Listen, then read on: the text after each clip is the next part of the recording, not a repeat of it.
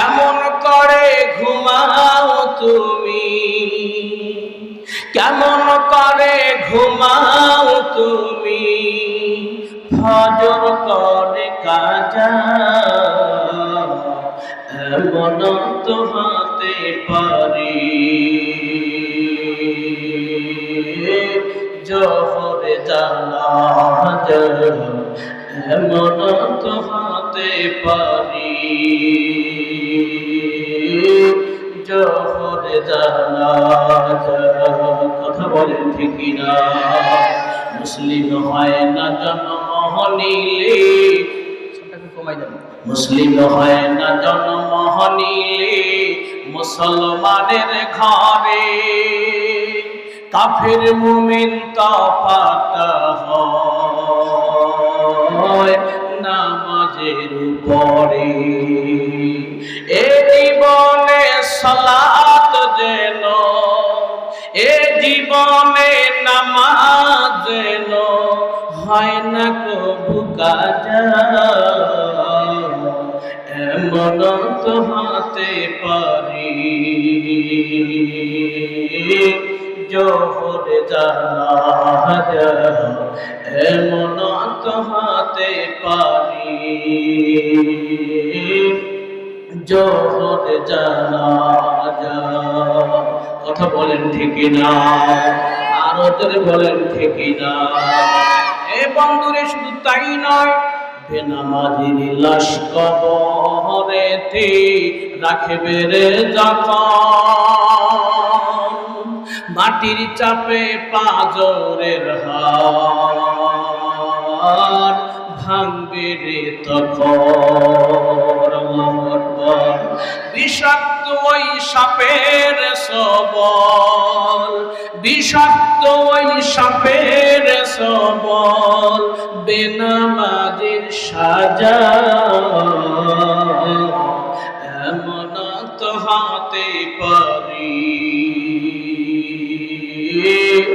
জোহর জানাজা এমন তো হতে পারে।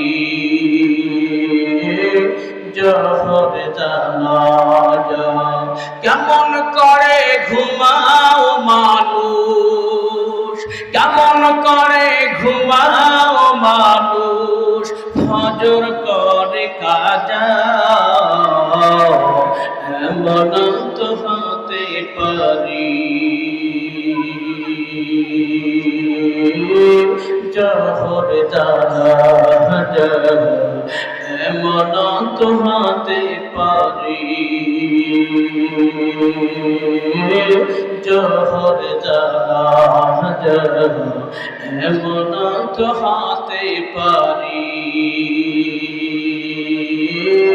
জোহর জানাজা, কথা বলেন ঠিক না? এ বাপজান ব্যবসা করে বাসায় চলে গেছেন, যাওয়ার পরে আল্লাহর বান্দা খাওয়া দাওয়ার পর ঘুম গেছেন। ঘুমানোর পরে দেখা গেছে হঠাৎ করে প্রাণ পাখি বের হয়ে চলে গেছে, আজরাইল নিয়ে চলে গেছে। আপনার শুধু দেহটা পড়ে রয়েছে, শূন্য খাঁচা পড়ে রয়েছে। আপনার ফজরের নামাজের সময় স্ত্রী ডাক দিচ্ছে, আপনি উঠতে পারতেছেন না।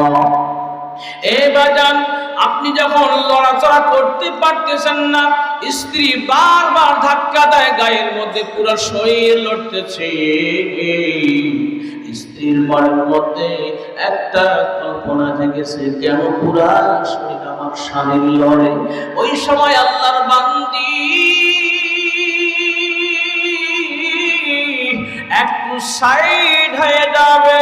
সাইড হওয়ার পর পাশের ঘরে আপনার বড় ছেলে কিংবা আপনার বড় ভাই ঘুমিয়ে রয়েছে, এরকম ভাবে আওয়াজ দিবি।